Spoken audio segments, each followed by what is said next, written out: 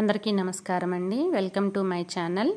24/11/2025 సోమవారం నాడు Andhra Pradesh national green corps director స్రవంతి IAS madam గారు కృష్ణా జిల్లాలోని అవనిగడ్డ, నాగాయలంక, చల్లపల్లి మండలాలలోని ప్రభుత్వ మరియు ప్రైవేటు పాఠశాలలను సందర్శించి విద్యార్థులలో పర్యావరణము మరియు కాలుష్యమునకు సంబంధించిన అంశాలపై అవేర్నెస్ని కలిగించారు.